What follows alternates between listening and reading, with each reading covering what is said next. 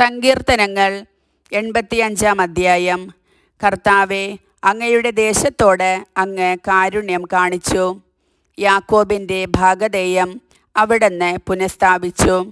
അങ്ങയുടെ ജനത്തിൻ്റെ അകൃത്യം അങ്ങ് മറന്നു. അവരുടെ പാപം അവിടുന്ന് ക്ഷമിച്ചു.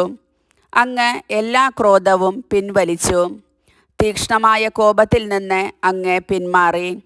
ഞങ്ങളുടെ രക്ഷയുടെ ദൈവമേ, ഞങ്ങളെ പുനരുദ്ധരിക്കണമേ. ഞങ്ങളോടുള്ള അങ്ങയുടെ രോഷം പരിത്യജിക്കണമേ. അങ്ങ് എന്നേക്കും ഞങ്ങളോട് കോപിഷ്ഠനായിരിക്കുമോ? തലമുറകളോളം അങ്ങയുടെ കോപം നീണ്ടു നിൽക്കുമോ?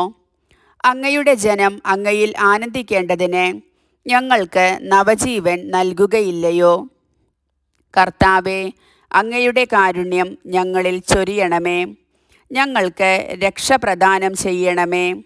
കർത്താവായ ദൈവം അരുളി ചെയ്യുന്നത് ഞാൻ കേൾക്കും. അവിടുന്ന് തൻ്റെ ജനത്തിന് സമാധാനം അരുളും. ഹൃദയപൂർവ്വം തന്നിലേക്ക് തിരിയുന്ന തൻ്റെ വിശുദ്ധർക്കു തന്നെ. അവിടുത്തെ ഭയപ്പെടുന്നവർക്ക് രക്ഷ സമീപസ്ഥമാണ്. മഹത്വം നമ്മുടെ ദേശത്ത് കുടികൊള്ളും. കാരുണ്യവും വിശ്വസ്തതയും തമ്മിൽ ആശ്ലേഷിക്കും. നീതിയും സമാധാനവും പരസ്പരം ചുംബിക്കും. ഭൂമിയിൽ വിശ്വസ്തത മുളയെടുക്കും. നീതി ആകാശത്തുനിന്ന് ഭൂമിയെ കടാക്ഷിക്കും. കർത്താവ് നന്മ പ്രദാനം ചെയ്യും. നമ്മുടെ ദേശം സമൃദ്ധമായി വിളവു നൽകും.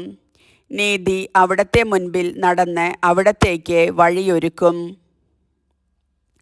കർത്താവിൻ്റെ വചനം.